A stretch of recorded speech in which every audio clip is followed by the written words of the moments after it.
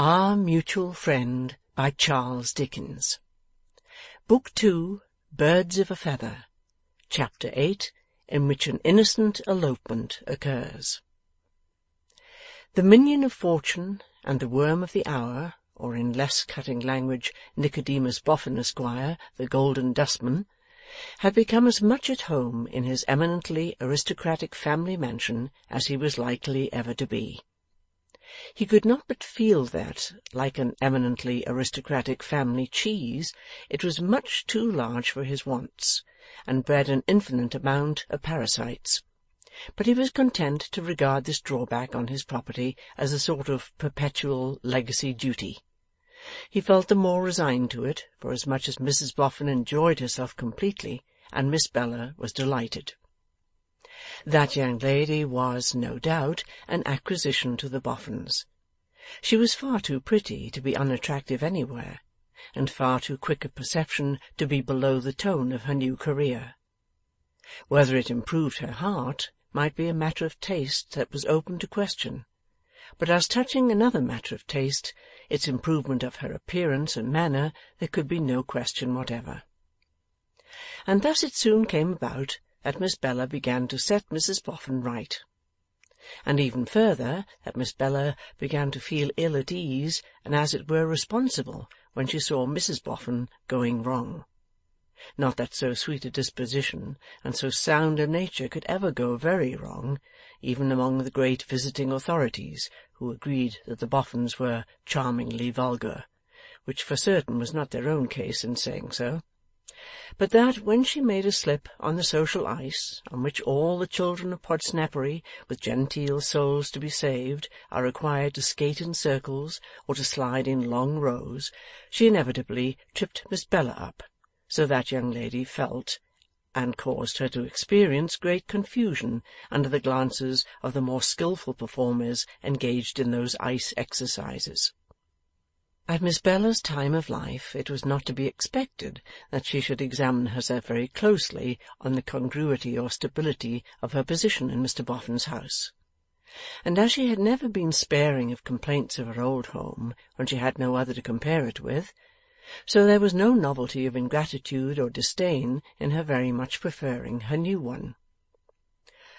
"An invaluable man is Rokesmith," said Mr Boffin, after some 2 or 3 months, "but I can't quite make him out."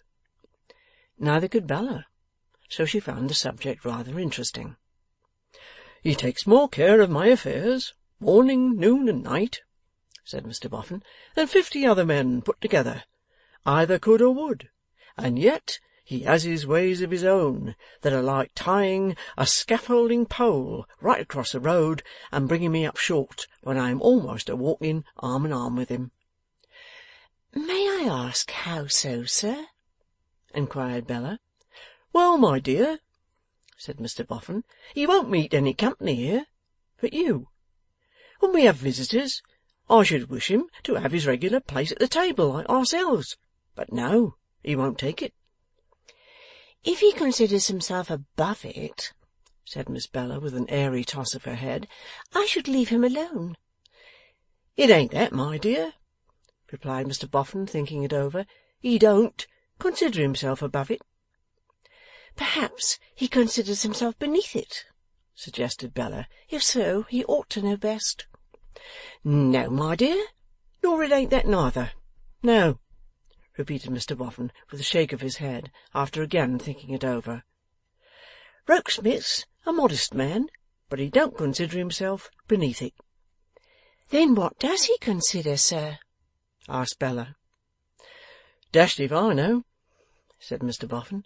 "It seemed, at first, as if it was only Lightwood that he objected to meet, and now it seems to be everybody, except you." "Oh ho!" thought Miss Bella. "Indeed! That's it, is it?"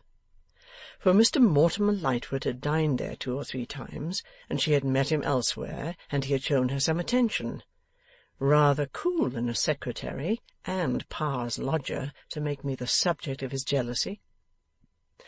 That Pa's daughter should be so contemptuous of Pa's lodger was odd, But there were odder anomalies than that in the mind of the spoilt girl, spoilt first by poverty and then by wealth. Be it this history's part, however, to leave them to unravel themselves. A little too much, I think, Miss Bella reflected scornfully, to have Pa's lodger laying claim to me and keeping eligible people off. A little too much, indeed, to have the opportunities opened to me by Mr. and Mrs. Boffin appropriated by a mere secretary and Pa's lodger. Yet it was not so very long ago that Bella had been fluttered by the discovery that this same secretary and lodger seemed to like her. Ah, but the eminently aristocratic mansion and Mrs. Boffin's dressmaker had not come into play then. In spite of his seemingly retiring manners, a very intrusive person this secretary and lodger, in Miss Bella's opinion. Always a light in his office room when we came home from the play or the opera, and he always at the carriage door to hand us out.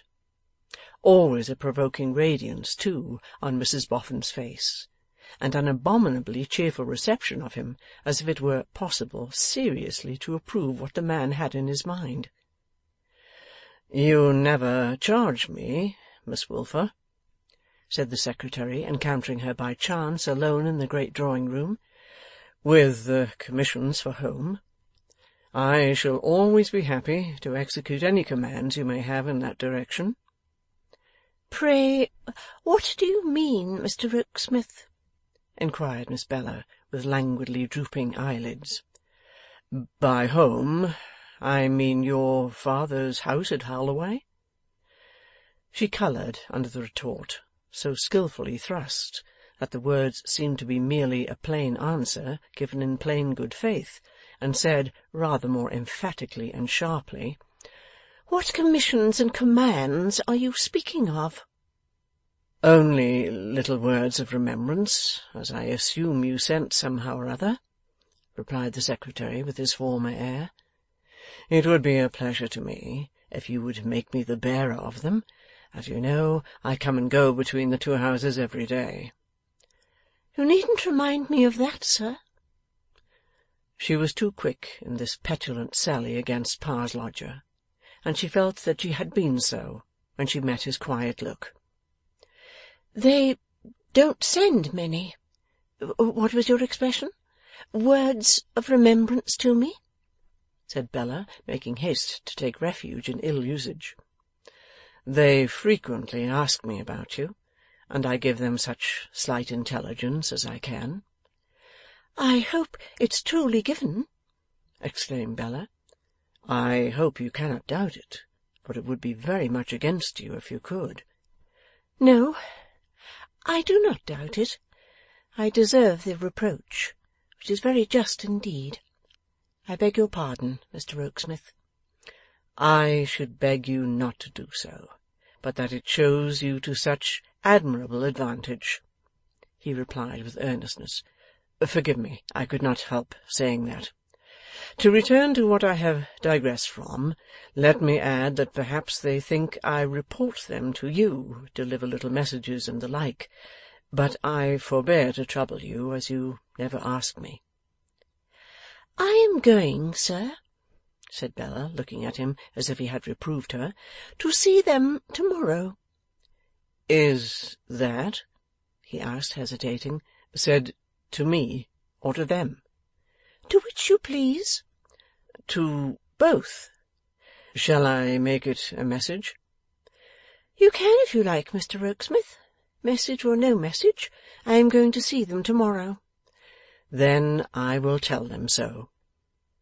He lingered a moment, as though to give her the opportunity of prolonging the conversation if she wished. As she remained silent, he left her. Two incidents of the little interview were felt by Miss Bella herself, when alone again, to be very curious. The first was, that he unquestionably left her with a penitent air upon her, and a penitent feeling in her heart. The second was, that she had not an intention or thought of going home until she had announced it to him as a settled design. "What can I mean by it, or what can he mean by it?" was her mental inquiry.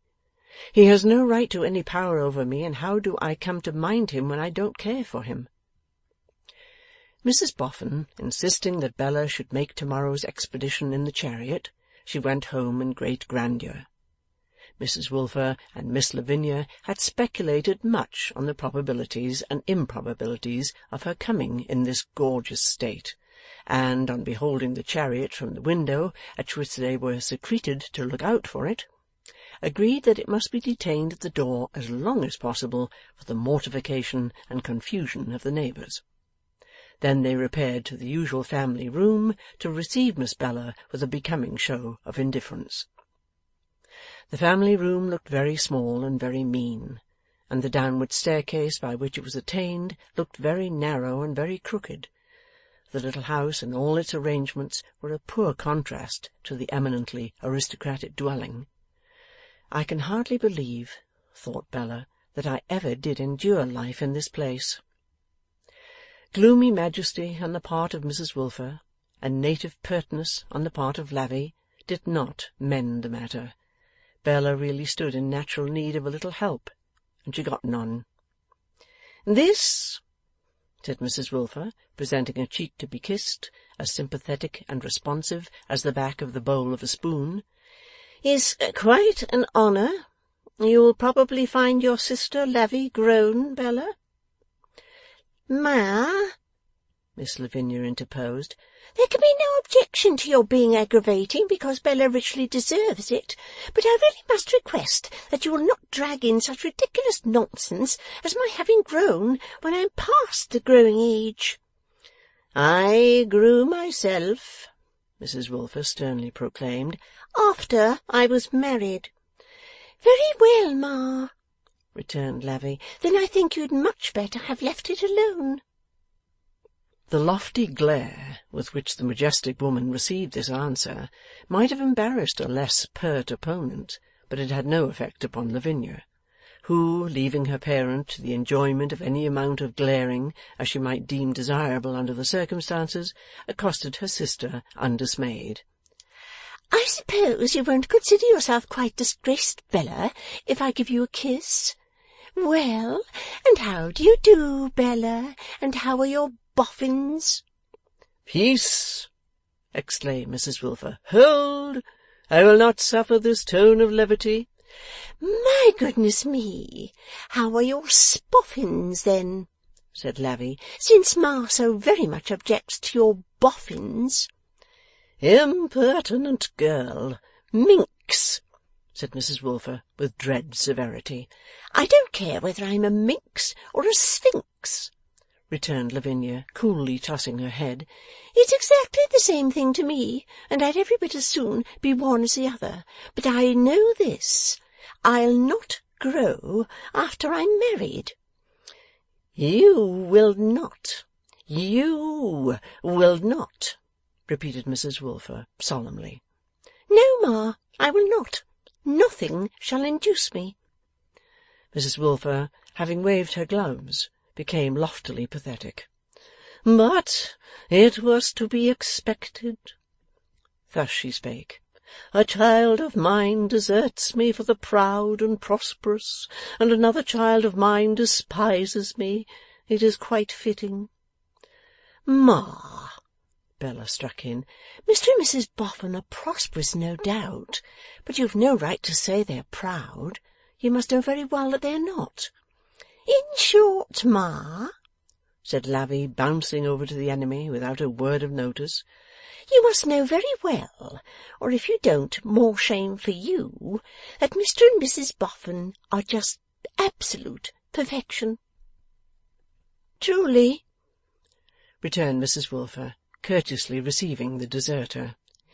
'It would seem that we are required to think so, and this, Lavinia, is my reason for objecting to a tone of levity. Mrs Boffin, of whose physiognomy I can never speak with the composure I would desire to preserve, and your mother, are not on terms of intimacy. It is not for a moment to be supposed that she and her husband dare to presume to speak of this family as the Wilfers. I cannot therefore condescend to speak of them as the Boffins. No, for such a tone, call it familiarity, levity, equality, or what you will, would imply those social interchanges which do not exist. Do I render myself intelligible?' Without taking the least notice of this inquiry, albeit delivered in an imposing and forensic manner, Lavinia reminded her sister, 'After all, you know, Bella, you haven't told us how your what's-his-names are.' 'I don't want to speak of them here,' replied Bella, suppressing indignation and tapping her foot on the floor. 'They are much too kind and too good to be drawn into these discussions.' 'Why put it so?' demanded Mrs Wilfer, with biting sarcasm. 'Why adopt a circuitous form of speech? It is polite and it is obliging, but why do it? Why not openly say that they are much too kind and too good for us? We understand the allusion. Why disguise the phrase?' 'Ma,' said Bella, with one beat of her foot, 'you're enough to drive a saint mad, and so is Lavvy.' 'Unfortunate Lavvy!' cried Mrs Wilfer in a tone of commiseration. 'She always comes for it, my poor child.' But Lavvy, with the suddenness of her former desertion, now bounced over to the other enemy, very sharply remarking, 'Don't patronize me, Ma, because I can take care of myself.'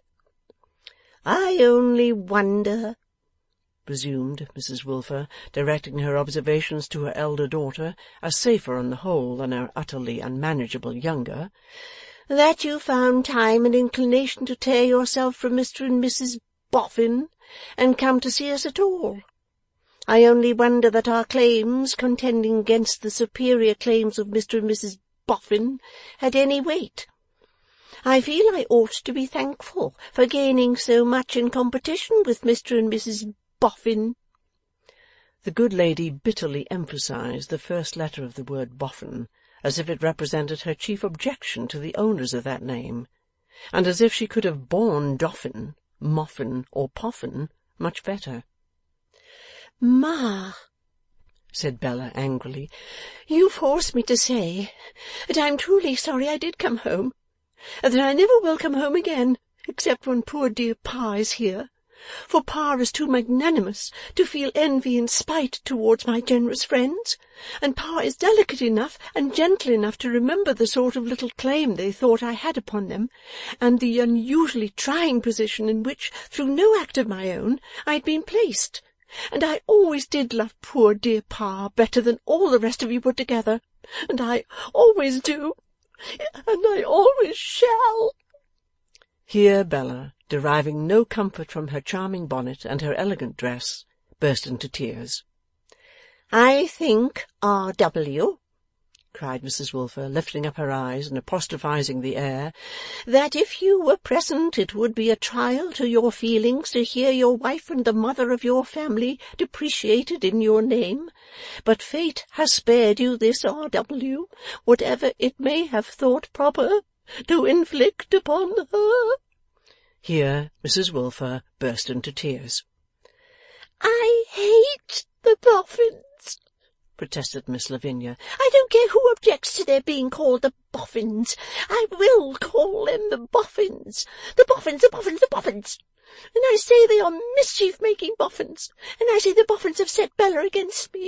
And I tell the Boffins to their faces,' which was not strictly the fact, but the young lady was excited, 'that they are detestable Boffins, disreputable Boffins, odious Boffins, beastly Boffins. There!' Here Miss Lavinia burst into tears. The front garden gate clanked, and the secretary was seen coming at a brisk pace up the steps. 'Leave me to open the door to him,' said Mrs Wilfer, rising with stately resignation, as she shook her head and dried her eyes. 'We have at present no stipendiary girl to do so. We have nothing to conceal. If he sees these traces of emotion on our cheeks, let him construe them as he may.'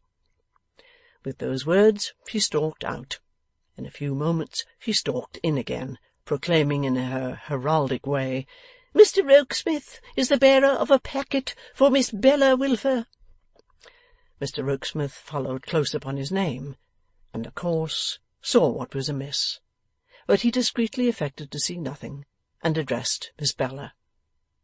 Mr. Boffin intended to have placed this in the carriage for you this morning. He wished you to have it as a little keepsake he had prepared. It is only a purse, Miss Wilfer, but as he was disappointed in his fancy, I volunteered to come after you with it. Bella took it in her hand, and thanked him. We have been quarrelling here a little, Mr. Rokesmith, but not more than we used. You know our agreeable ways among ourselves. You find me just going. Good-bye, Mamma. Good-bye, Lavvy. And with a kiss for each, Miss Bella turned to the door. The secretary would have attended her, but Mrs. Wilfer advancing and saying with dignity, "Pardon me. Permit me to assert my natural right to escort my child to the equipage which is in waiting for her," he begged pardon, and gave place. It was a very magnificent spectacle indeed, to see Mrs. Wilfer throw open the house door, and loudly demand with extended gloves, "The male domestic of Mrs. Boffin," to whom, presenting himself, she delivered the brief but majestic charge, "Miss Wilfer, coming out," and so delivered her over, like a female lieutenant of the Tower relinquishing a state prisoner. The effect of this ceremonial was for some quarter of an hour afterwards perfectly paralysing on the neighbours, and was much enhanced by the worthy lady airing herself for that term in a kind of splendidly serene trance on the top step. When Bella was seated in the carriage, she opened the little packet in her hand. It contained a pretty purse, and the purse contained a bank-note for £50. "This will be a joyful surprise for poor dear Pa," said Bella, "and I'll take it myself into the city." As she was uninformed respecting the exact locality of the place of business of Chicksey Veneering and Stobbles, but knew it to be near Mincing Lane, she directed herself to be driven to the corner of that darksome spot.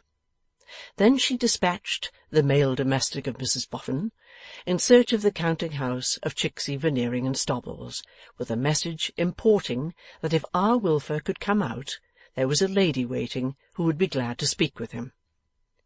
The delivery of these mysterious words from the mouth of a footman caused so great an excitement in the counting-house that a youthful scout was instantly appointed to follow Rumty, observe the lady, and come in with his report. Nor was the agitation by any means diminished when the scout rushed back with the intelligence that the lady was a slap-up gal in a bang-up chariot. Rumty himself, with his pen behind his ear under his rusty hat, arrived at the carriage door in a breathless condition, and had been fairly lugged into the vehicle by his cravat and embraced almost unto choking before he recognized his daughter. "My dear child," he then panted incoherently, "good gracious me, what a lovely woman you are! I thought you had been unkind and forgotten your mother and sister." "I have just been to see them, Pa dear." "Oh, and how did you find your mother?" asked R.W. dubiously. "Very disagreeable, Pa, and so was Lavvy." "They are sometimes a little liable to it," observed the patient cherub. "But I hope you made allowances, Bella, my dear?" "No, I was disagreeable too, Pa. We were all of us disagreeable together. But I want you to come and dine with me somewhere, Pa." "Why, my dear, I have already partaken of if one might mention such an article in this superb chariot, of a saveloy," replied R. Wilfer, modestly dropping his voice on the word as he eyed the canary-coloured fittings. "Oh, that's nothing, Pa." "Truly it ain't as much as one could sometimes wish it to be, my dear," he admitted, drawing his hand across his mouth. "Still, When circumstances over which you have no control interpose obstacles between yourself and small Germans, you can't do better than bring a contented mind to hear on," again dropping his voice in deference to the chariot, "Saveloys." You poor good Pa! Pa, do, I beg and pray, get leave for the rest of the day, and come and pass it with me. "Well, my dear, I'll cut back and ask for leave." "But before you cut back," said Bella, who had already taken him by the chin, pulled his hat off, and begun to stick up his hair in her old way, "do say that you're sure I am giddy and inconsiderate, but have never really slighted you, Pa." "My dear, I say it with all my heart. And might I likewise observe," her father delicately hinted, with a glance out at window, "that perhaps it might be calculated to attract attention, having one's hair publicly done by a lovely woman in an elegant turn-out in Fenchurch Street?" Bella laughed and put on his hat again, but when his boyish figure bobbed away, its shabbiness and cheerful patience smote the tears out of her eyes. "I hate that secretary for thinking it of me," she said to herself, "and yet it seems half true."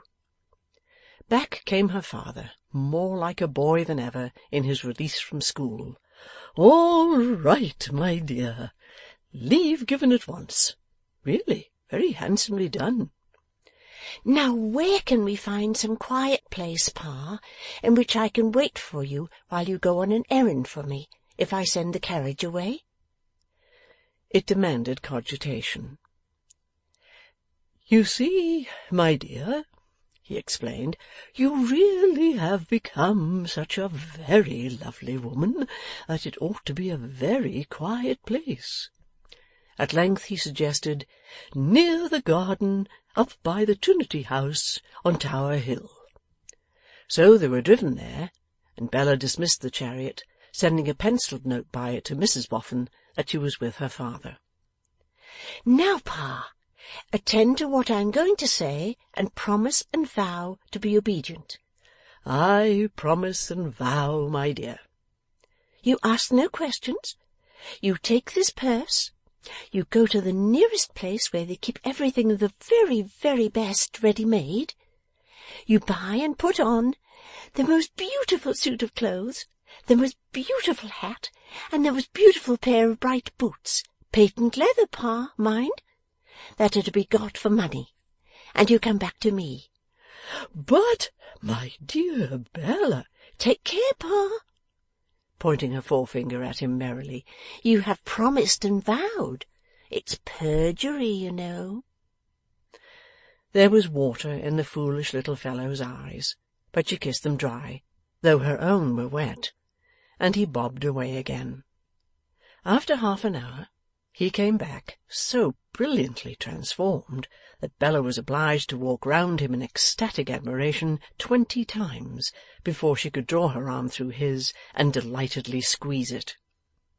"Now, Pa," said Bella, hugging him close, "take this lovely woman out to dinner."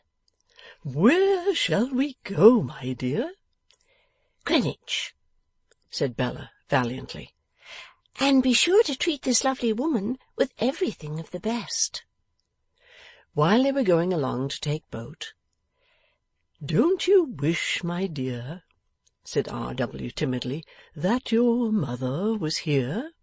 "No, I don't, Pa, for I like to have you all to myself to-day. I was always your little favourite at home, and you were always mine. We have run away together often before now, haven't we, Pa?" "Ah, to be sure we have. Many a Sunday when your mother was a little liable to it," repeating his former delicate expression, after pausing to cough. "Yes, and I'm afraid I was seldom or never as good as I ought to have been, Pa. I made you carry me, over and over again, when you should have made me walk.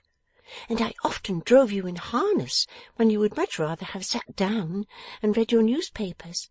Didn't I?" Sometimes, but lor, what a child you were, what a companion you were!' 'Companion? That's just what I want to be today, Pa.' 'You are safe to succeed, my love.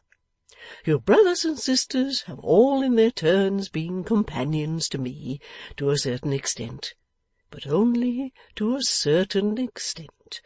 Your mother has, throughout life, been a companion that any man might look up to, and commit the sayings of to memory, and form himself upon, if he liked the model,' suggested Bella.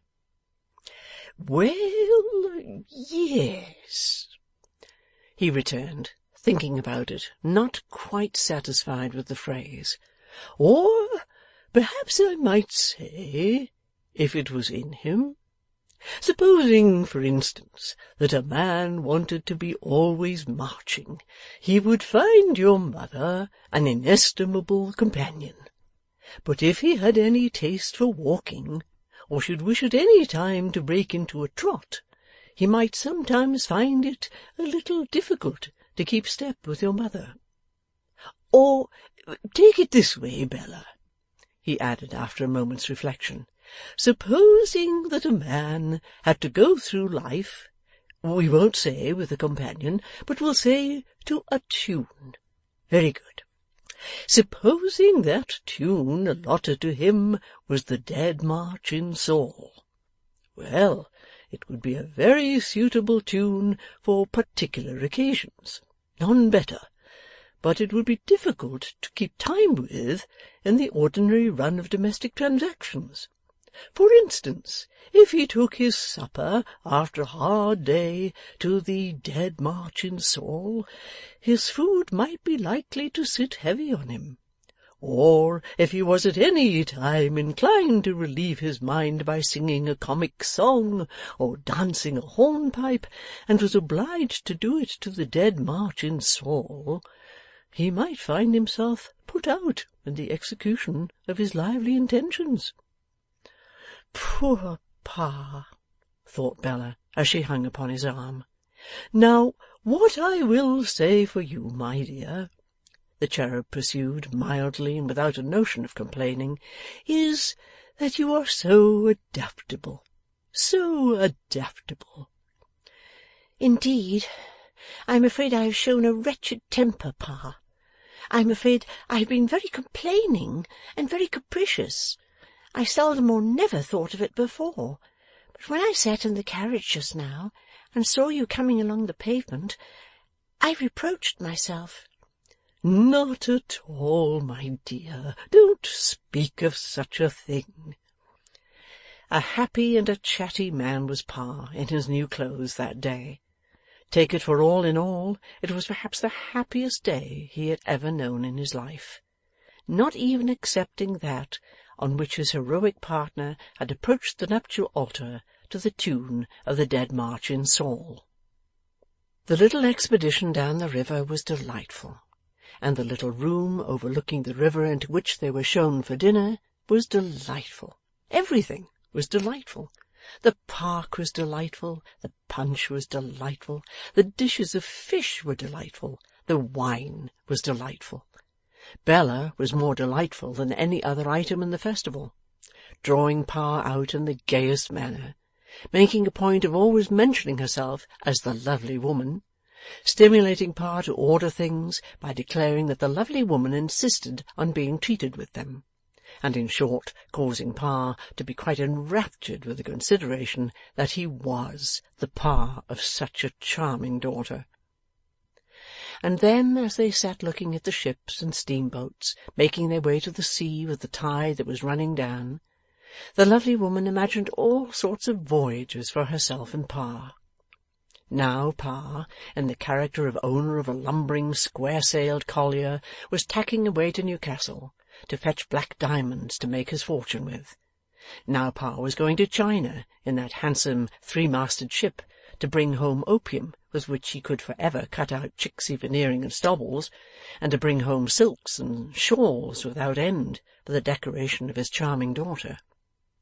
Now John Harmon's disastrous fate was all a dream, and he had come home, and found the lovely woman just the article for him, and the lovely woman had found him just the article for her, and they were going away on a trip, in their gallant bark, to look after their vines, with streamers flying at all points, a band playing on deck, and Pa established in the great cabin. Now John Harmon was consigned to his grave again, and a merchant of immense wealth, name unknown, had courted and married the lovely woman, and he was so enormously rich that everything you saw upon the river sailing or steaming belonged to him, and he kept a perfect fleet of yachts for pleasure, and that little impudent yacht which you saw over there with the great white sail was called the Bella, in honour of his wife, and she held her state aboard when it pleased her, like a modern Cleopatra. Anon there would embark in that troop ship, when she got to Gravesend, a mighty general of large property, name also unknown, who wouldn't hear of going to victory without his wife, and whose wife was the lovely woman, and she was destined to become the idol of all the redcoats and blue jackets alow and aloft. And then again you saw that ship being towed out by a steam tug.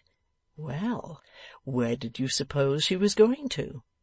She was going among the coral reefs, and cocoanuts, and all that sort of thing, and she was chartered for a fortunate individual of the name of Pa, himself on board, and much respected by all hands, and she was going, for his sole profit and advantage, to fetch a cargo of sweet-smelling woods, the most beautiful that ever were seen, and the most profitable that ever were heard of, and her cargo would be a great fortune, as indeed it ought to be. The lovely woman who had purchased her and fitted her expressly for this voyage, being married to an Indian prince, who was a something or other, and who wore cashmere shawls all over himself, and diamonds and emeralds blazing in his turban, and was beautifully coffee-coloured and excessively devoted, though a little too jealous. Thus Bella ran on merrily, in a manner perfectly enchanting to Pa, who was as willing to put his head into the Sultan's tub of water as the beggar boys below the window were to put their heads in the mud. "I suppose, my dear," said Pa after dinner, "we may come to the conclusion at home that we have lost you for good?" Bella shook her head. Didn't know. Couldn't say. All she was able to report was that she was most handsomely supplied with everything she could possibly want, and that whenever she hinted at leaving, Mr. and Mrs. Boffin, they wouldn't hear of it. "And now, Pa," pursued Bella, "I'll make a confession to you. I am the most mercenary little wretch that ever lived in the world." "I should hardly have thought it of you, my dear," returned her father, first glancing at himself and then at the dessert.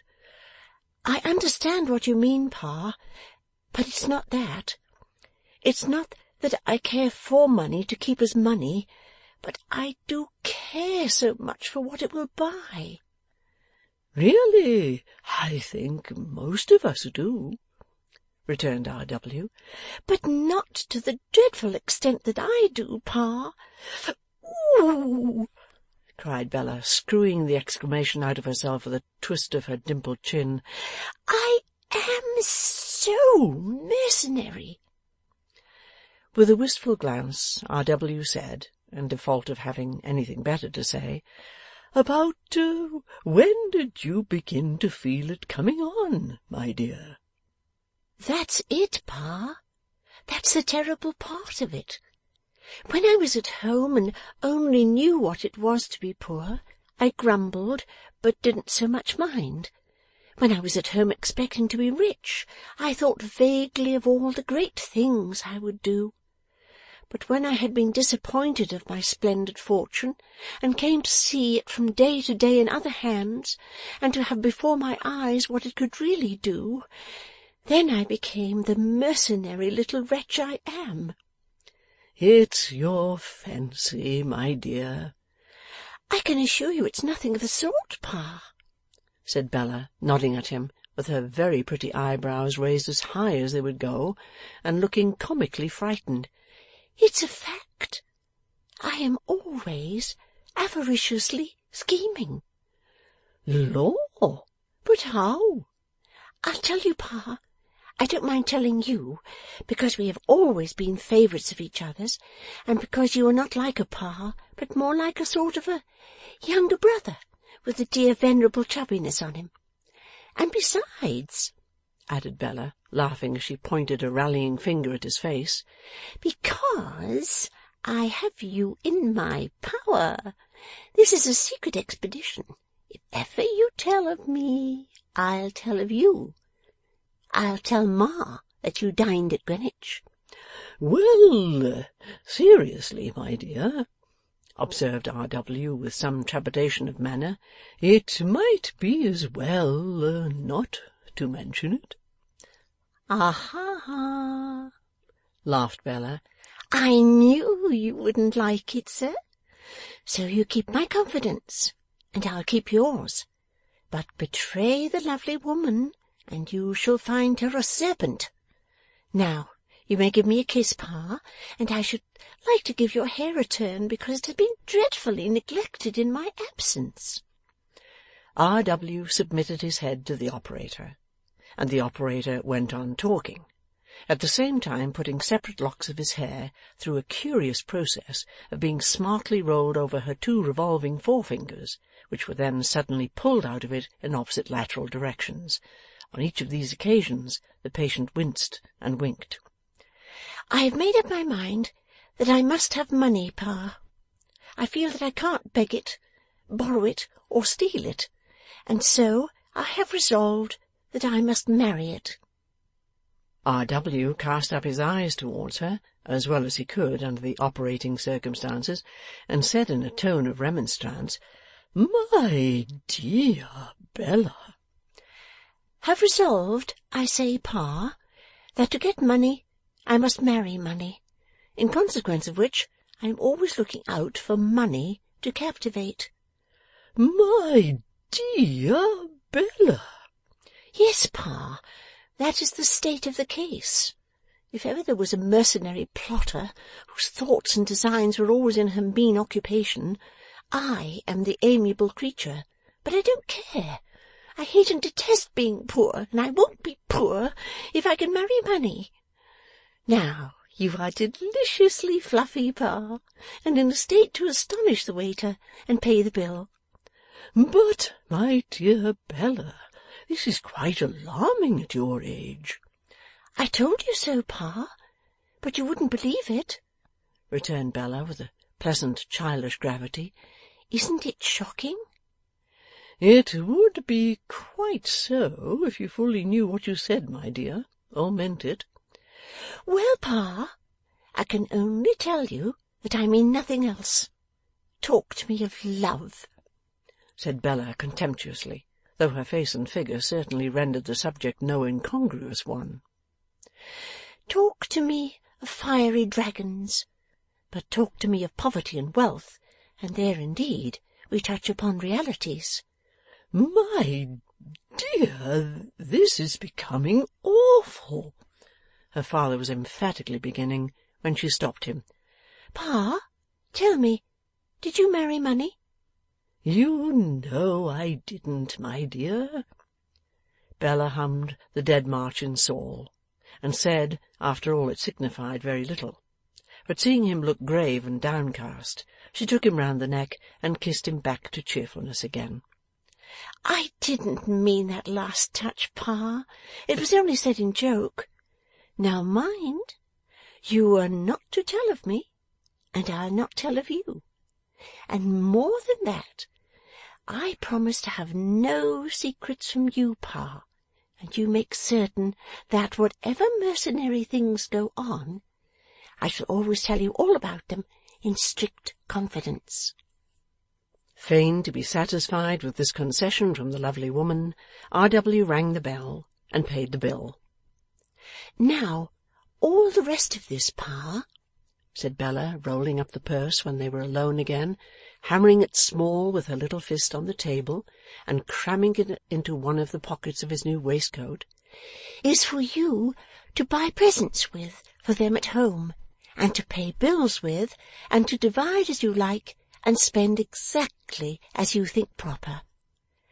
Last of all, take notice, Pa, that it is not the fruit of any avaricious scheme. Perhaps if it was, your little mercenary wretch of a daughter wouldn't make so free with it." After which she tugged at his coat with both hands, and pulled him all askew in buttoning that garment over the precious waistcoat pocket, and then tied her dimples into her bonnet strings in a very knowing way, and took him back to London. Arrived at Mr Boffin's door, she set him with his back against it, tenderly took him by the ears as convenient handles for her purpose, and kissed him until he knocked muffled double knocks at the door with the back of his head. That done, she once more reminded him of their compact, and gaily parted from him. Not so gaily, however, but that tears filled her eyes as he went away down the dark street. Not so gaily, but that she several times said, "Ah, poor little Pa! Ah, poor dear struggling shabby little Pa!" before she took heart to knock at the door. Not so gaily, but that the brilliant furniture seemed to stare her out of countenance, as if it insisted on being compared with the dingy furniture at home. Not so gaily, but she fell into very low spirits sitting late in her own room, and very heartily wept, as she wished, now that the deceased old John Harmon had never made a will about her, now that the deceased young John Harmon had lived to marry her. "Contradictory things to wish," said Bella, "but my life and fortunes are so contradictory altogether that what can I expect myself to be?" End of Book 2, Chapter 8.